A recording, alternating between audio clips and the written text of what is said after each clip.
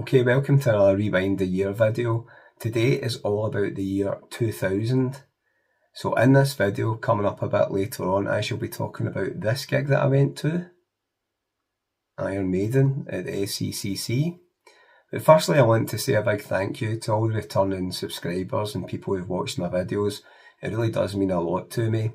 I just found out today apparently that my boss's partner, Bobby, watches my videos. So Bobby, if you're watching, please subscribe and leave a note in the comments.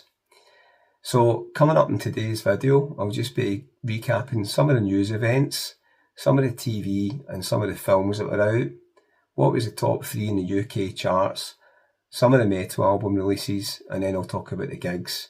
For those of you who don't know me, my name is Ricky and the channel is called Rewind the Gig.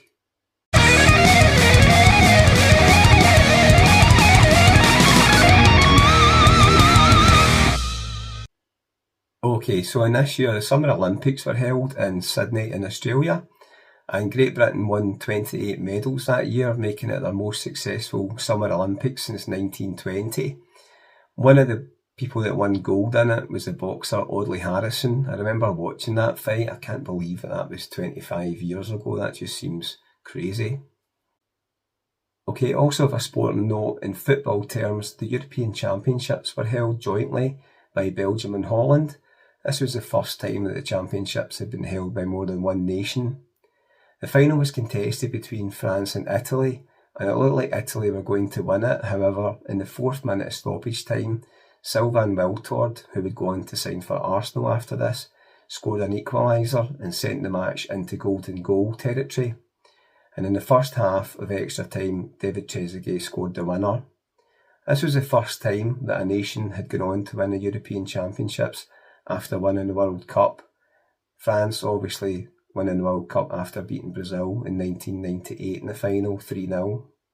Okay, the PlayStation 2 was also released and it managed to shift 160 million copies, making it the best-selling video console of all time. Okay, this was also the year that the Nokia 3310 was launched, and it shifted more than 126 million phones, making it one of the most successful phones of its time. It's kind of gained a bit of cult status since for its durability. I mean, it feels like an absolute brick. I remember owning one of these and thinking it was really cool that you could get some ringtones for it. I think I had the Iron Maiden, Afraid to Shoot Strangers and Be Quick or Be Dead ringtone on it.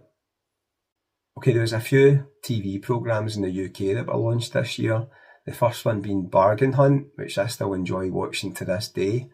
So you've got two teams, the red and the blue team, that are given a budget of £250 and they've got to buy 3 items, and then it goes to auction and the team that makes the most money is the winner and they get to keep it if they've made a profit. But more often than not, they end up making a loss. Another game show of its time, which was very good, was The Weakest Link, and that was hosted by Anne Robinson. And I think she was a really good host for it. She was a bit like a pit bull, and she always had the famous catchphrase, "You are the weakest link, goodbye." Another programme which became famous really in COVID terms when we were all working from home was A Place in the Sun. But that came out 25 years ago. So that's, you've got people that are searching for properties abroad in Spain or France, and they normally show them 4 or 5 houses, and I don't know why they just don't go to like the 4th or 5th house, because that's always the one that they normally go for, and the first few are like rubbish. Okay, the last programme I'll talk about on TV was Big Brother, and this launched on Channel 4 and was hosted by Davina McCall. Basically, you had 11 housemates, as they were called. They were living in a custom-built house to compete for a prize of £70,000. Whereby one person was evicted by a public vote each week. I remember watching this, it was so intriguing waiting for this to come on each night because nobody'd seen anything like this before. And, you know, it sounds pretty dull just watching people live in a house, but it was so unique for its time. It had an average viewing audience of about 5 million people per show. It became famous because some of the characters in it, one of them who get dubbed Nasty Nick, he get thrown out for basically cheating and trying to influence people on who to vote out the house. The eventual winner was a Scouser guy, Craig Phillips. He was a bricklayer, 29 years of age, and then he would go on to host shows doing DIY and stuff.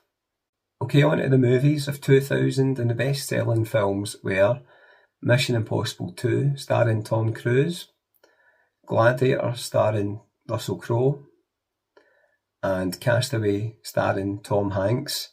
And I have only seen Castaway out of those top three, and I've seen Castaway a few times.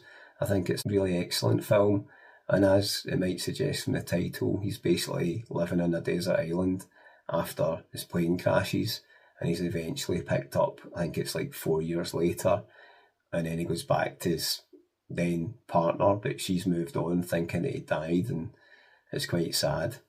But yeah, it's a good film. Okay, one of the films I really remember from this year was Final Destination. I remember going to see this in the cinema. It was about 3 or 4 days before I went to Laganis in Greece, and I'm not a really good flyer, and I knew nothing about the film because it's not like the trailers these days where you practically see the whole film. So anyway, if you know anything about the film, basically this guy has a premonition on the plane and thinks that it's going to go on fire and everyone's all going to die, so they end up going off the plane, not flying on it. But basically the outcome is that you can't cheat death, and then these people that all didn't get on the original flight are killed one by death. And there's some like really bizarre like fake deaths in it where you see a chain of events of like things all happening and then the deaths happening, and quite a few kind of shock moments, like somebody just walking out in front of a bus and the bus coming and like splatting them. So yeah, that's one of the standout films for me. Okay, another film I really liked from this year was Gangster Number One. It didn't do well in the box office at all, it only took about $31,000. However, it's kind of became a bit of a cult classic since, and it's actually on Netflix at the moment in the UK. So it stars Paul Bettany in the main role, and he's a gangster, and it's also got Malcolm McDowell in it. And it starts off with McDowell flashing back, and you see his rise through the criminal underworld when he was trying to oust who was the top man, which was a character called Freddie Mays. There's some really violent scenes in it, like this notable one with Bettany's character going up the lift and he's pure psyching himself up like that, sucking in the air and stuff, going up in the lift, and then he goes up to this door with a bag of tools and just does a total hatchet job in this person, and the camera sort of goes as if like you're the person getting done in. It's really well filmed, but yeah, a really violent film, but actually one that I really quite enjoy watching. I've seen it a few times.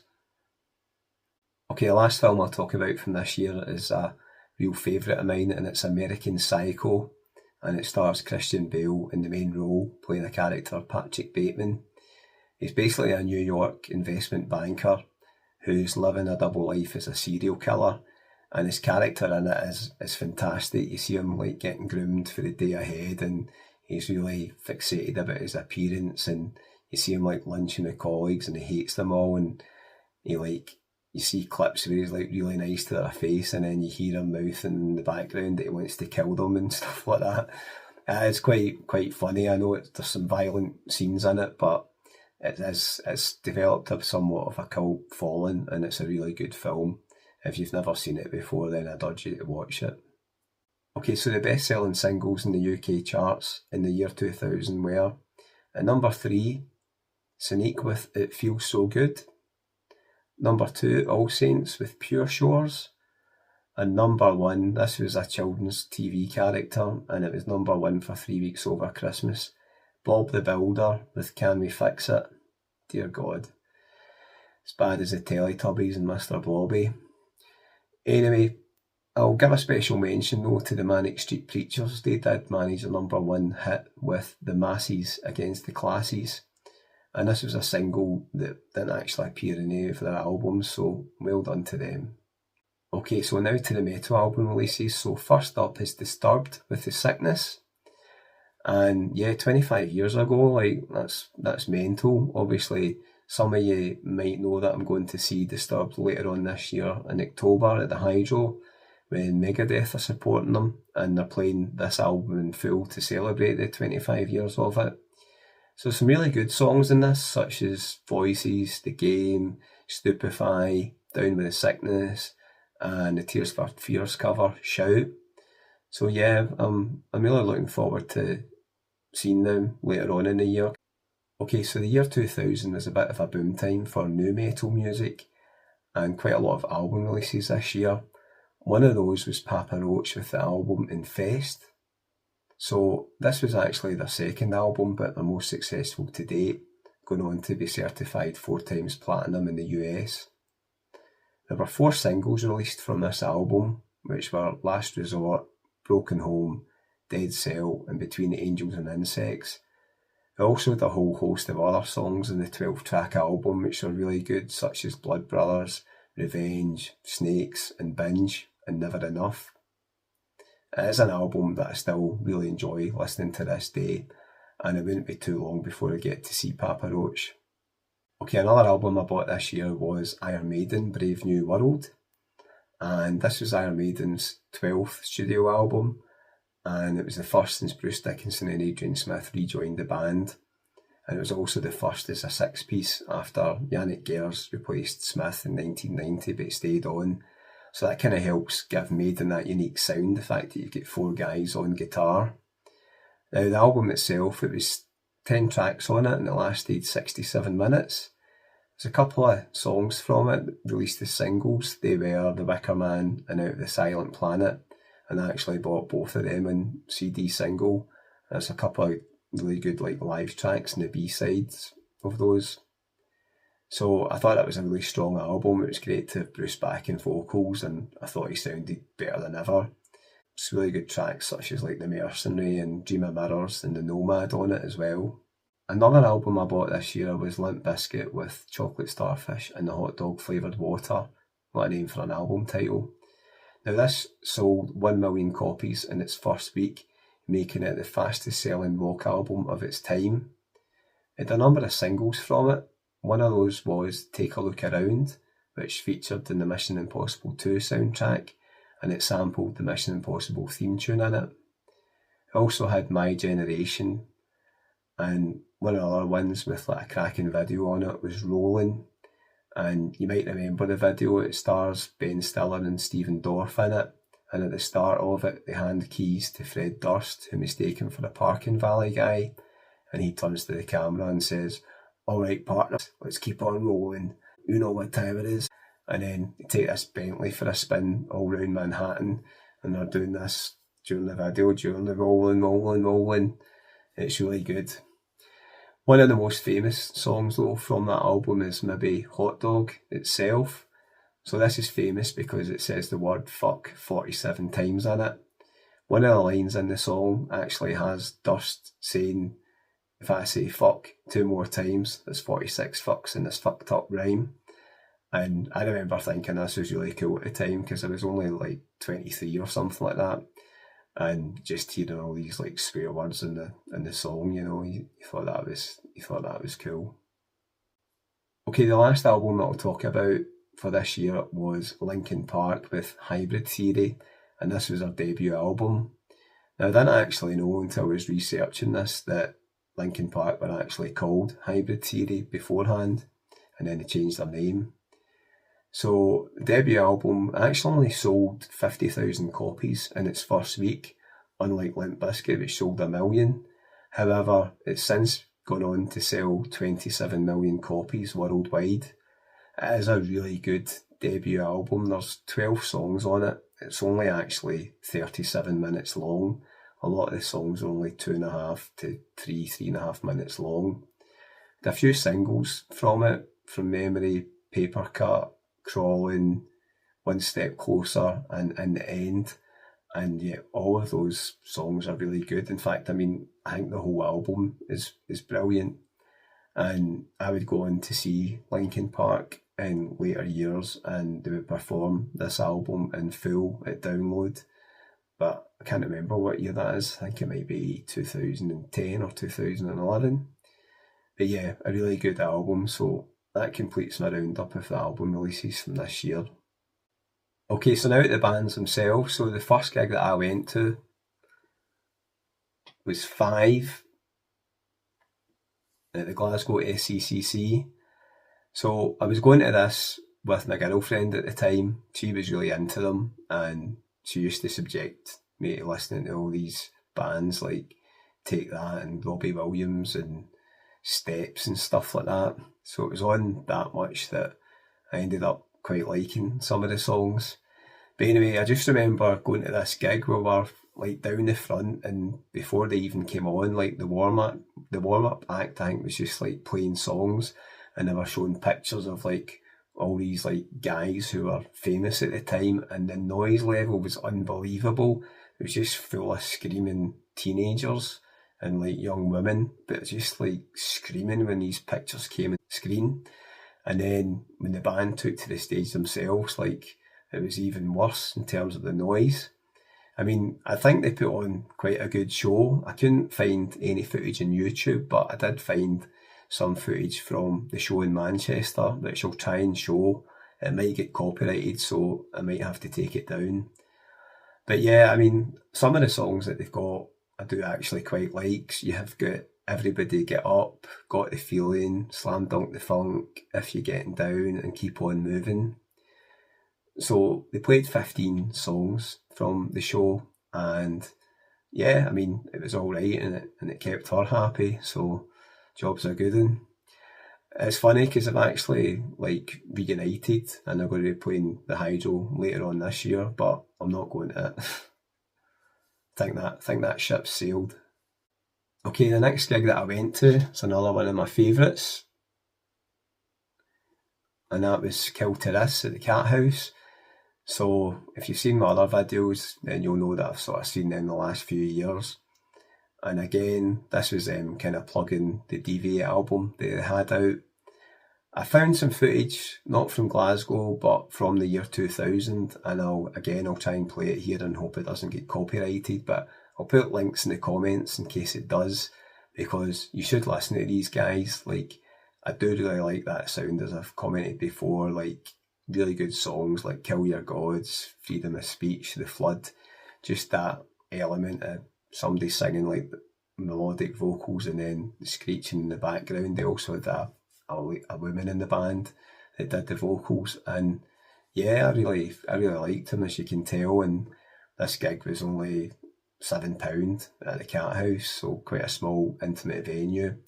You can sort of tell that basically they're not really making it to the big time, which is a shame. Okay, the next gig that I went to was a tribute band actually, and that was Guns N' Roses with Zeds at the Cat House. And some of you might know that I do love a good tribute band. I have the philosophy that basically if you can get people that play the musical instruments pretty well and throw in a half decent singer, then it makes for a good night.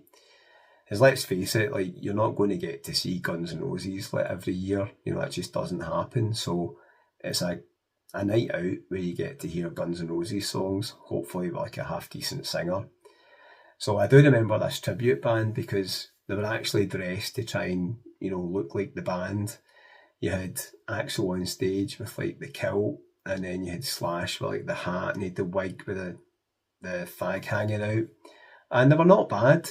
I was trying to find footage on YouTube from the show. I can't find any from the Glasgow, but I found some from Holland from round about that year, which again I'll show over the top, and I'll put a link to the comments if any of you want to go and check it out. But I mean, they played all the hits. They played like Night Train, Sweet Child of Mine, Paradise City, all the ones that you would expect, you know, and yeah, it was a good night. Okay, so the last gig that I went to this year was Iron Maiden, and that was at the SCCC in Glasgow, and it was £20 for the ticket, and this was part of their Brave New World tour.